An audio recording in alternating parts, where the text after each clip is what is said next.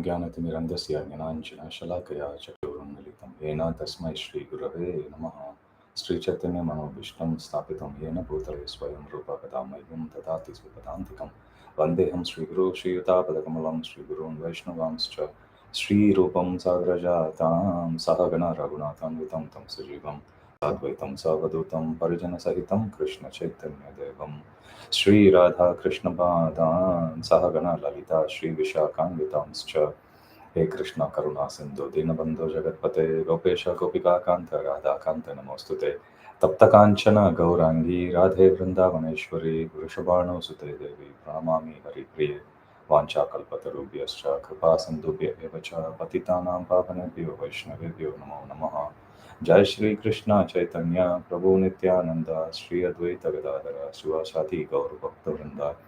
हरे कृष्णा कृष्णा कृष्ण हरे हरे, हरे राम राम राम हरे हरे। मुखं करोति वाचालं पङ्गुं लङ्घयते गिरिं यत्कृपातमहं वन्दे श्रीगुरुं दीनतारिणं परमानन्दमाधवं श्रीचैतन्य ईश्वराय हरि ओम तत्सत्।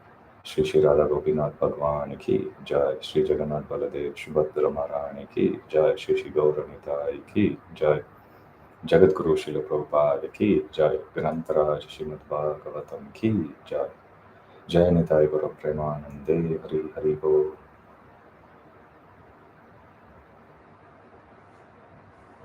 Hare Krishna. Let's continue our discussion on the third canto of Srimad Bhagavatam, chapters titled Remembrance of Lord Krishna.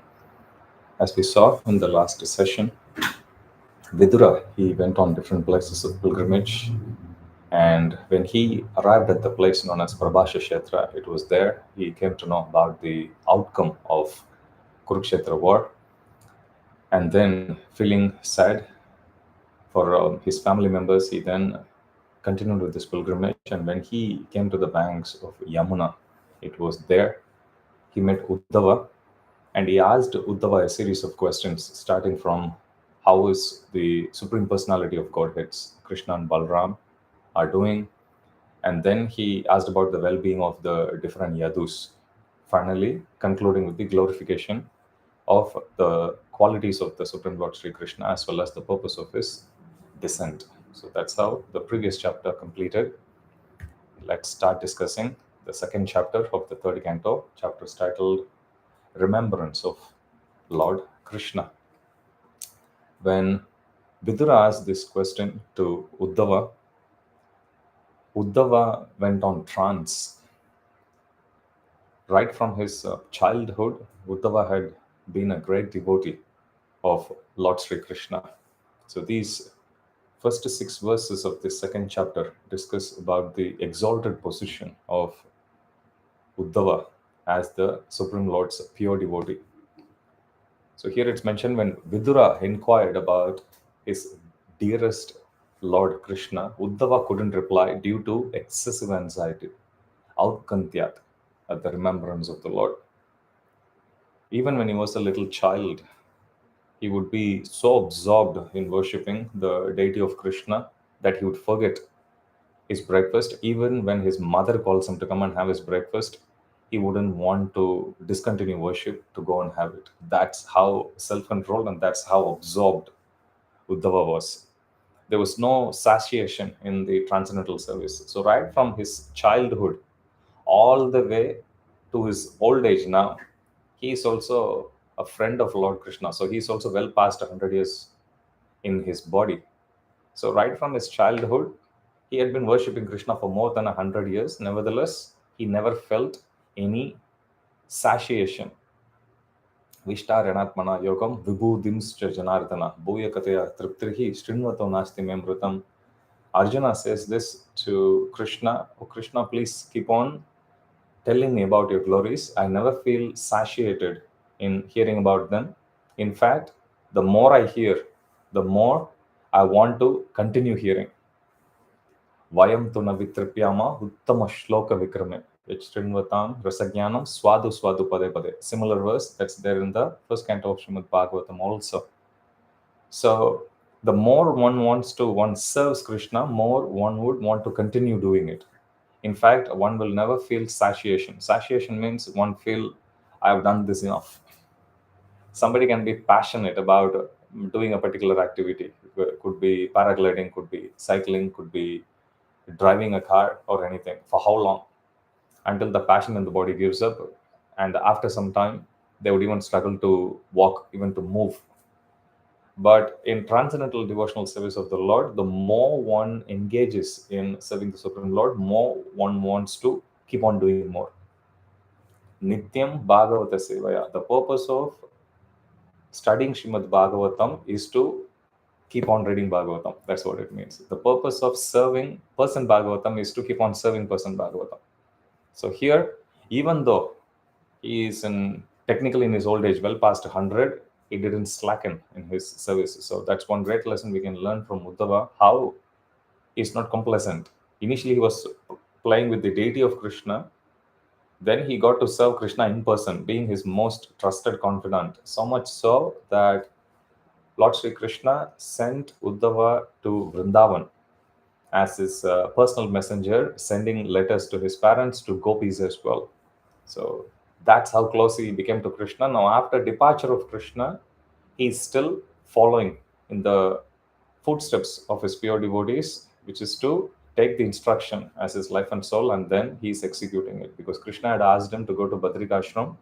So here Uddhava is on his way to go to Badrikashram. It was then he met Vidura on the banks of Yamuna. So here, when asked about Lord's message, he at once remembered Lord's lotus feet. Saranganam Padambujam. We have read this description earlier in the first canto of Srimad Bhagavatam. Striyo Nivasa Yashyoraha Panapatra Mukam Drisham Bahavol Lokapalanam Saranganam Padambujam.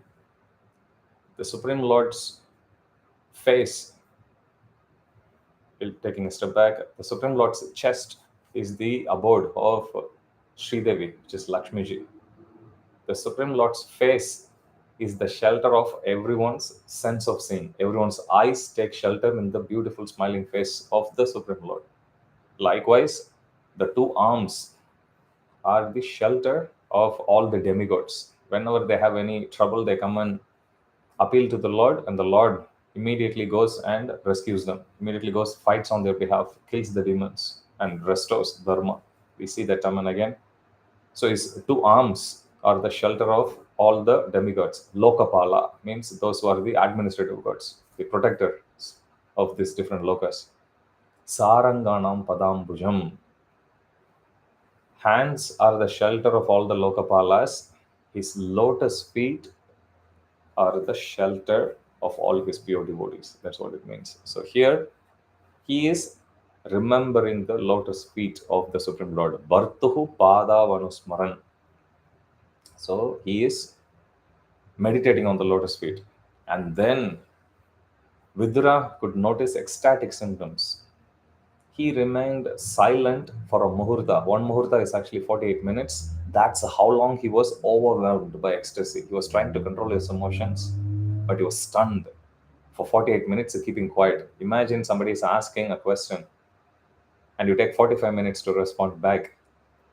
Here, Vidura, in our position, if we had been there, we would get annoyed, we would have left, within probably a minute. Here, Vidura is also in that position. He could understand and he is relishing being in the association of a personality like Uddhava, who went in trance and he kept quiet, very silent for 48 minutes. One muhurta it's given.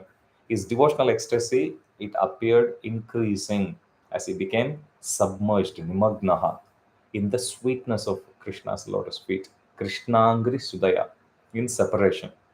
So there are a lot of words that are here to very precisely and at the same time very exhaustively glorify about the feelings of Uddhava, feelings of separation with which Uddhava felt in his heart from the lotus feet of the Supreme Lord Krishna.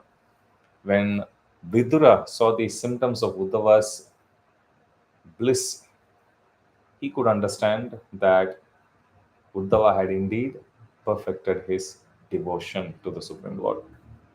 Uddhava, after being quiet, battling with his emotions for 48 minutes, he then came to external consciousness and he spoke to Vidura in a very, very pleasing mood.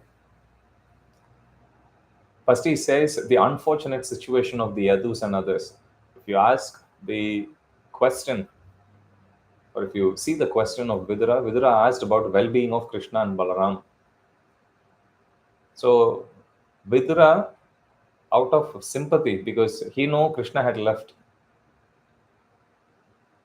Uddhava wanted to break open this news to Vidura, but he starts from a philosophical tone.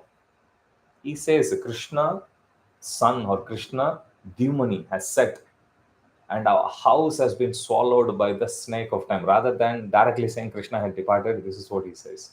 What can I speak about our welfare? Sun rising and setting. That's given as an analogy for Krishna's appearance and disappearance. Just like how the sun rises in the east, goes to the meridian, and then sets in the west, and then it starts rising in the other hemisphere of the globe.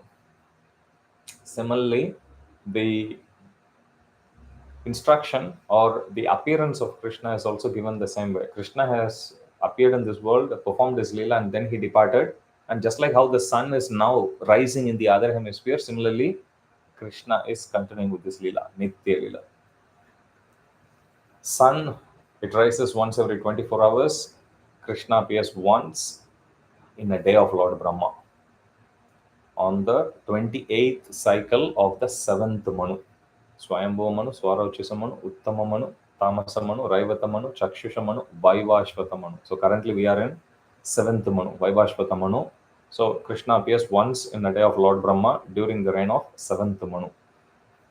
When the world becomes dark, it is said that the snakes, they become very powerful. The ghosts become active. The lotus is disfigured and Chakravaki laments. Chakravaka bird laments. Similarly, when Krishna disappears, universe is put into darkness. Atheists feel very powerful. Just like how we see ghosts become active, snakes become more powerful. Similarly, atheists become very irrelevant and devotees become sorry. And then Uddhava continues. First, he says that Krishna Dhumani, Krishna sun has set. Then he speaks about the misfortune of Yadus. How can Yadus be called misfortune or unfortunate? Uddhava was also part of the Yadu dynasty. Why? He gives the reason. This universe is most unfortunate, and Yadus are even more unfortunate as they could not identify Lord Hari as the personality of Godhead, just as a fish considers moon to be also one among them. So, fish and moon, they both are born at different planes. Nevertheless, when the fish is there, it sees the reflection of the moon on the ocean, and the fish is thinking, moon and me, we both are the same. So similarly, the Yadus also thought Krishna and us, we both are family members. Yadus did have a clear understanding about the supremacy of the Lord, but that understanding is partial. As Uddhava says here, they are very highly learned and experts in psychic study. However, they could understand the Supreme Lord only partially. How partial? They thought Krishna as the Paramatma and not as Bhagavan. Still, the Yadus are glorious because they personally associated and they personally served the Supreme Lord. The intelligence of the surrendered devotees is never affected by the words of those bewildered by material energy. He says, Devasya Maya Sprishta Echanyad Asad Ashritaha Brahmyate Dirna Tadvakyir Atmani Uptat Manoharo. Then he continues, the Lord manifested his eternal form and removed it from the sight of those who have not executed the required penance. Atapta tapasam, which means those who are not perfect in their penances. To such people, because they haven't actually attained, they haven't become pure devotees, the Lord pulled himself away from their vision. And those who are not satisfied in their attempts to satisfy senses. When Krishna was there, whoever who had issues with mind control, whoever who endowed with a little intelligence, they took shelter, seeing the form of the Lord, and by doing so, one came out of the bodily consciousness and they went back to Godhead. So here the word that's given is avitripta drisham. But those this is possible only for those who have attained the Lord's mercy, who are able to take shelter of the Supreme Lord. So such people they got liberated. However, atapta tapasam, those who are incomplete in their penances or those who didn't take advantage of the Supreme Lord's penance, for them, for their vision, Krishna had disappeared. Then Uddhava now remembers the beautiful, attractive features of the Lord. He says his body is the ornament of all ornaments. Yenmartya Leela Paikam Swayoga Maya Balam Darshayata Grihitam Vishmapanam Swasya Cha Shaubagartahe Param Padam Bhushana Bhushanangam. Bhushana Bhushanangam means his body is the this beautiful form is the ornament of all ornaments. He appeared by his internal potency in his eternal form, which is just suitable for human pastimes. And his beauty is such that it astonished even Supreme Lord Vishnu. We see how Mahavishnu he had to perform the Leela to see Krishna face to face. That's how attractive he was. And this beautiful form, he says, Param Padam Bhushana Bhushanangam. So he says this beautiful form of the Lord is the ornament of all ornaments. And he has unsurpassable beauty. All the devatas assembled at the Rajashya, now he starts to give references to the different Leela, different activities of the Supreme Lord by citing different instances. How Supreme Lord attracted everyone, including demigods, every living entity, humans. So here he says, the Supreme Lord, he possessed unsurpassable beauty. All the devatas assembled in Rajasya sacrifice concluded that the auspicious beauty of Krishna surpassed the dexterity of Brahma in creating beautiful objects. In other words, there is nothing that can match Krishna's beauty in this entire creation. That's what it means. Absorption of the gopis. Gopis were anguished when Krishna left them after their pastimes with him. They used to follow him with their eyes, sat down with their intelligence stunned, and couldn't do their household duties. So this is how beautiful Krishna is. When somebody sees Krishna, Krishna, Akarshiti iti Krishna. So Krishna attracts the minds of everyone, including his own mind. It's given. So here he is describing about the beauty of the Lord. Now he proceeds to discuss about Lord Krishna's mercy and his bewildering activities. Krishna is known as Adoksaja. Adoksaja means one who is inconceivable. Nobody can understand, nobody can um, fully fathom the depth of Krishna's thoughts, the depth of Krishna's Leela. Eternally, one can keep doing, still, it's not possible. It is said that Vyasadeva, when he started to write the Vedas, he captured about 1 billion verses that emanated from the lotus mouth of Anantasesh. But Anantasesh, from his mouth, waves and waves and waves and waves of glorification keeps on going eternally. And all Vyasadeva did was, at one particular instance, he just got 1 billion verses and then he started to compile all the different scriptures. This is how it's given. So we can understand how nothing about Krishna is limited. First, he says about the purpose of Lord's descent. Although he is unborn, Aja, he compassionately appears along with his Mahad, compassionately, Anukampitatma, that's his compassion. He appears along with Mahavishnu as well as with his Amsas. We have Matsya, Kurma Avatar, they are all his Amsa, his plenary portion. Mahavishnu also appears along with the Supreme Lord. When his peaceful devotee like Vasudeva are harassed by non devotees, it is at that time The Supreme Lord appears with all his Amsa, Mahat, and why is he appearing? He simply want to be with his devotees. Otherwise, killing the demons, Krishna doesn't have to appear. Prabhupada has emphasized on this point so many times in the purports as well as in his classes that Krishna didn't come to kill. Killing Krishna can do through any medium. Through his demigods, as Paramatma, he just needs to walk out, people will drop down red. There are so many ways how Krishna can kill, unlimited ways actually, how Krishna could have killed the demons. But why did Krishna come? He wanted to personally come and associate with his pure devotees, to console them, to be with them, to inspire them. That's why Krishna came. His acts are bewildering. We see similar description that's covered in Kunti Maharani's prayers.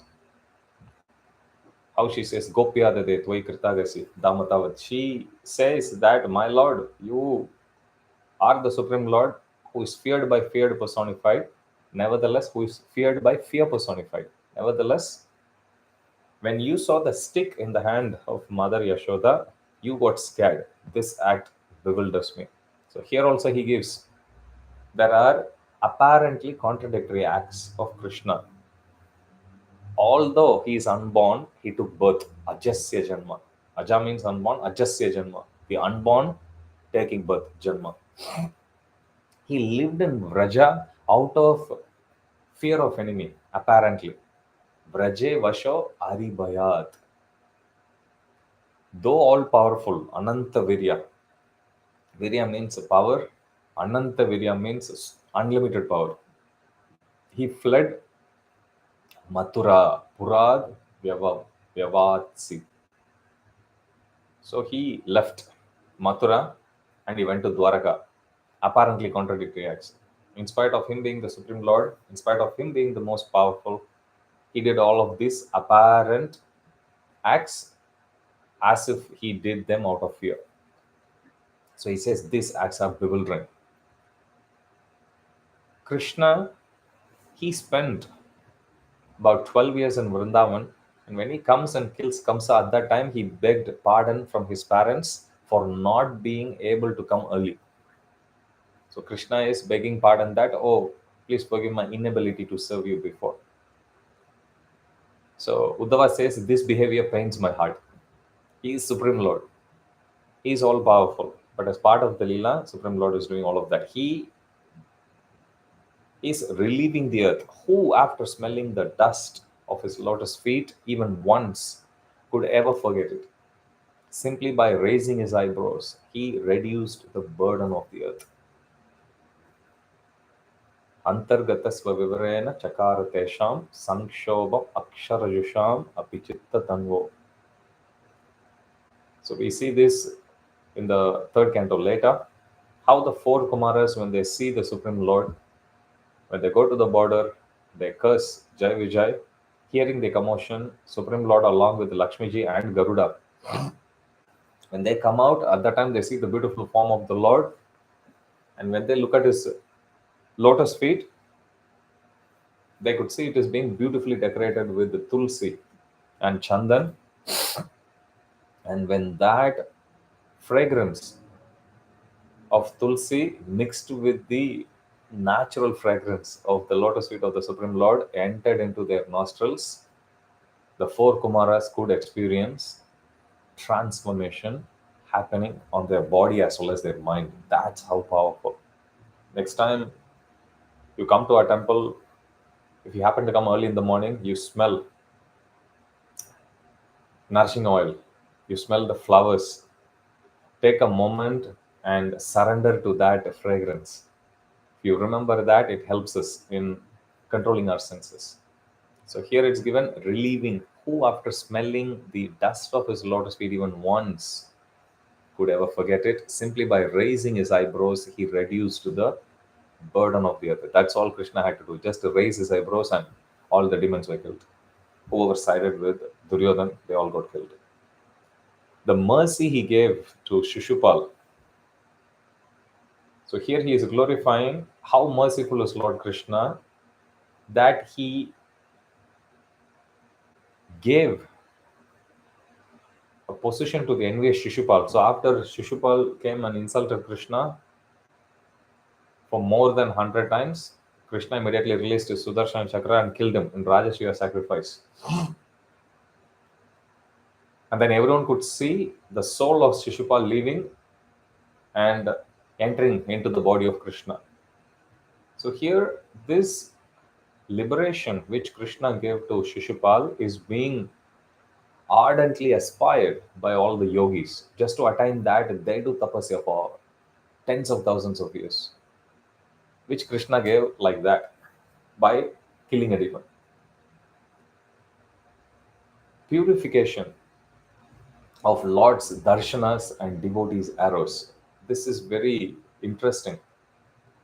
On the battlefield of Kurukshetra, everyone who is there, they attend Krishna's abode. How? By being purified by the arrows of Arjuna and drinking with their eyes the beauty of the lotus face of Krishna. Prabhupada writes in the purport that whether Krishna kills or pure devotee kills, one will still go back to Godhead. Tataiva chanye naraloka veera ya ahave Krishna mukaravindam netrai pibanto nayana viramam partashraputa padam apurasya. So everyone, when they looked at Krishna, they had this beautiful darshan, Govindam, Adi Purusham, and then chuk, Arjuna's arrow comes and strikes them. They immediately quit the body, looking at the beautiful face of Krishna, and they go back to Godhead. So it's given like that.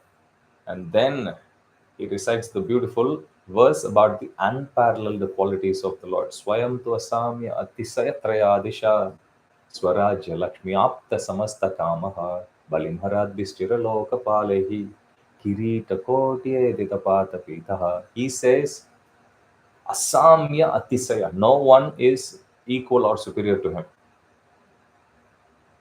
Nobody is equal. Nata Samas Chabi Adikascha Drishyate. So nobody is equal and nobody is greater than the Supreme Lord. So here it's given Ashamya Atisaya, means nobody is equal and nobody is greater than the Supreme Lord. Trayadisha. Krishna is the master of all kinds of threes. He is the master of three principal potencies, Sri Bhu and Nila, three pairs of opulences. We have different types of opulences, three Purushavasaras, three Gunavataras, beauty, strength, wealth, fame, knowledge, renunciation. That's the three pairs of opulences. Three Purushavasaras. There are different descriptions also about the opulences, different interpretations also. But Krishna has got everything in threes. Three Purushavasaras, three Gunavataras, Mahavishnu, Garbhadaksha Vishnu, and Shiradaksha Vishnu. They are the three Purushavasaras. Three Gunavataras are Brahma, Vishnu, Shiva. Three modes, Sattva, Rajas, Tamas. Three worlds.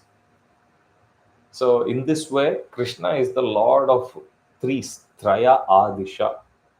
Swarajya Lakshmi Apta Samasta Kamaha. He is supremely, Swarajya means he is supremely Swarat. Janma Diyasya Eto Anvayad Itaratas Charteshu Abhinya Swarat. Swarat means independent. And every desire which the Supreme Lord has will get fulfilled. How? Why? Because he is the husband of goddess of fortune. Whatever that's needed, Krishna's internal potency will take care instantly. Balim Haradbistira Lokapale. He is worshipped by the eternal maintainers of creation with various paraphernalia. So they all do arati, they all do puja. Kirita Koti Titapata Pita. When the millions and millions and millions of these Lokapalas, they come and they bow down to his lotus feet. How do they bow down? All of them, they have their helmet and they are bowing down. When they bow down, their helmets hit on each other's and making a loud clinging noise. So everyone wants to bow down at the lotus feet of Krishna. So this is how he is beautifully describing about the unparalleled qualities of Krishna. It is very painful to remember the Lord submitting explanation before Ugrasena. Krishna, when he walks into the assembly hall, he is the prince, Yadu prince. Even though Ugrasena is the formal king, everyone knew about the exalted position of Krishna. Krishna was given a special asana in the assembly. Krishna, when he walks in, he would give all respects that is due to a king, to Ugrasena. If you read Brihad Bhagavatamrita, in one instance, Ugrasena would lament himself that how much he's feeling pained at heart when Krishna treats him as the king. So here we see Uddhava is also experiencing such emotions and he's sharing here. And then he shares this famous verse, Aho Bakiyam Stanakala Kutam Jigam Saya Apaya Yadapya Sadvi Leve Gatim Datri Uchitam Tatonyam Kambadayalum Sharanam Rajema. Krishna gave the position of Datri Uchitam, which is a nurse, to the envious Jigam Saya and unfaithful Asadvi. Sadhu is one who is very pious, one who is a devotee of the Lord. Asadvi means unfaithful. Putana, she is a Baki. She came to kill him with her poisoned breasts. Stanakala Kutam. Very powerful poison. Still, how merciful is that Supreme Lord who gave the position of his motherliness in eternal abode to a demoness who came to kill him. So this is how beautifully Uddhava is glorifying about the mercy. When Shukadev Goswami, initially when he was born, in fact, he was within the womb of his mother for many, many years, and finally Krishna had to come and promise him, okay, you come out, I promise you that Maya won't touch you. Then Shukadev Goswami was born. Immediately he told to his parents bye-bye and he went to forest. We saw that earlier towards the end of the first canto, how Vyasadeva was running behind him, calling out his son, hey Putra, hey Putra. But Shukadeva Goswami went to the forest. He didn't bother even turning back.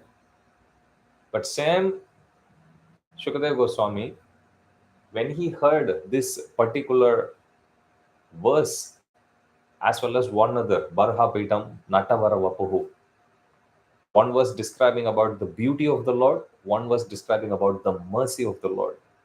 He got stunned. And then he asked the brahmachari students, where did you learn this? And then they told that we learned this from great Vyasadeva. Then Shukadeva Goswami thinks, oh, my dad.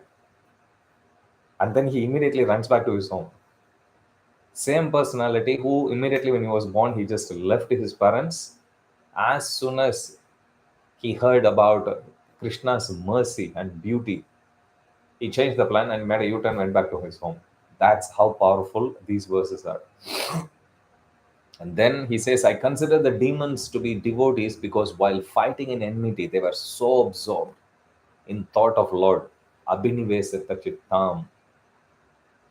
Abhinivishta chittan. So much absorption. But unfortunately, it's not anukulyena Krishna Anushalayanam. It's not in favor, but it's pratikul. It's an anger. Gopya kamad bayad kamsha. Dveshya. Chaidadhirandripa. Sambandad Vrishnaya. Snehadiyam Bhaktyad Vayam Vibho. Narada Muni says this. Many people, they related to Krishna differently. Some they related to Krishna Gopya Kamad by intense conjugal love, like gopis. Bayad Kamsa. Kamsa got intensely absorbed in Krishna out of Baya, fear. Dveshya, out of hatred. Chaidadhyandrapa, demons like the king of Chedi. Chaida. Adya means and other demons. So here Chaidadya refers to Shishupal and other demons. Sambandad Vrishnaya. Vrishnis, Yadus, Yadavas, they were all related to Krishna and they saw Krishna as one of their relatives. Sambandha. Snehad Yuyam. Narada Muni is saying this verse to the Pandavas and he says Snehad Yuyam means all of you Pandavas, you relate to Krishna as a friend, Sneha. Bhaktyad Vayam Vibho. Whereas neophyte devotees like us, we worship Supreme Lord. in the mood of awe and reverence, love and devotion. Narada Muni puts himself in that category very humbly. So different people, they worshipped Krishna, got absorbed in Krishna differently, but here specifically he highlights about the absorption of demons. In one place, Narada Muni says, these demons are so much more absorbed than even me as a devotee being absorbed in Krishna. But only problem is they are thinking about Krishna to do harm to Krishna, whereas devotees, they think about Krishna to favor him, to worship him, to please him. And now he'll give a very, very quick synopsis of the different pastimes, starting from the pastimes in Braja. First, about his birth. Krishna was born to Vasudeva and Devaki at the request of Brahma for the welfare of earth. Then from Mathura, Krishna goes to Vrindavan out of fear of Kamsa. In one sense, Krishna didn't fear. It was Vasudeva and Devaki who, out of fear of Kamsa, they transported. Vasudeva transported Krishna from Mathura to Vrindavan, where the Lord stayed with Baladev, his elder brother, for 11 years, like a covered flame. During those 11 years, Krishna performed the pastimes in Braja. Krishna performed in the beautiful forests and on the banks of the Yamuna in association of cowherd boys and cows. He was like a powerful child. He displayed the activities of a child to Rajabasis. Prekshaniyam Prajaukasham. So many beautiful childhood pastimes of Krishna that's described in Krishna book, in the 10th canto of Srimad Bhagavatam. And when the demons attacked, he appeared as if he struck with wonder, but he killed all of them like a lion cub, Bala Simha. That's the exact word Shukadeva Goswami uses to describe, repeating what Uddhava said, like a Bala Simha, like a lion cub. Initially, he is like struck with wonder, and then he kills them like a lion cub, like a baby lion, very effortlessly. This particular mood of the Supreme Lord is demonstrated in the Supreme Lord's killing of Agasura. So when Agasura demon, when he opens his mouth, all the cowherd boys go in. At that time, Krishna was thinking, okay, all the cowherd boys are going. What should I actually do to kill this demon and protect my devotees? So description is given like that. As a cowherd boy, he was playing flute so beautifully while herding the cows and bulls. Sita Go Vrisham Godanam, Krishna, the reservoir of all opulences, Lakshmiya Niketam, Sri Niketam, Lakshmiya Niketan. He is the reservoir of all opulences. He played with this beautiful flute and he enlivened the Gopas. Krishna's father, Nanda Baba, had 900,000 cows. There is names for each one of those cows, and Krishna know how to play a very specific note for each one of those cows. Krishna is the killer of demons. In the course of his pastimes, Krishna very effortlessly, casually killed all Kamarupi demons sent by Kamsa as easily as a child breaks dolls. That's the analogy that's given here. Just like how little kids, when they play with the dolls, they always break. Like that, Krishna killed the demons. Krishna subdued Kaliya Nag. The Lord chastised and drove away Kaliya and made the cows drink the poison-free Yamuna waters. And to give assurance to all of them, Krishna himself dove into the waters. Then he lifted Govardhan. Krishna desired to utilize Nanda Maharaj's wealth for worshipping the cows and thus give lesson to Indra. So he stopped the Vrajabasis from performing Indra Puja. Instead, he encouraged all of them to worship Giriraj Govardhan as well as the cows. And as a retaliatory act, when Indra flooded Vrindavan with Samartaka cloud pouring like anything, Krishna compassionately picked up the Govardhan hill, held it on his left hand small finger for 7 days and nights, and put it in exactly the same spot from where he picked up. That description is also given. Krishna also performed Rasa Leela with the gopis as the central beauty of the assembly of women, Mandala Mandanaha. He attracted the gopis with his flute in the moonlit autumn night. So, in this way, Uddhava he gives the synopsis of Krishna's pastimes in Braja, and in next chapter, he would continue to describe about his pastimes out of Vrindavana, concluding it with Mausala Leela, we'll say. So we'll stop there. Thank you very much for your kind attention. Jagat Guru Srila Prabhupada ki jai. Grantaraj Srimad Bhagavatam ki jai. Samaved Gaur Bhakta Vrinda ki jai. Jai Nitai Gaur Premanande. Hari Hari Bo. All glories to the assembled devotees. Hare Krishna. All glories to the assembled devotees. Hare Krishna. All glories to the assembled devotees. Hare Krishna. All glories to Shri Shri Guru and Gauranga. All glories to Srila Prabhupada. Jagat Guru Srila Prabhupada ki jai.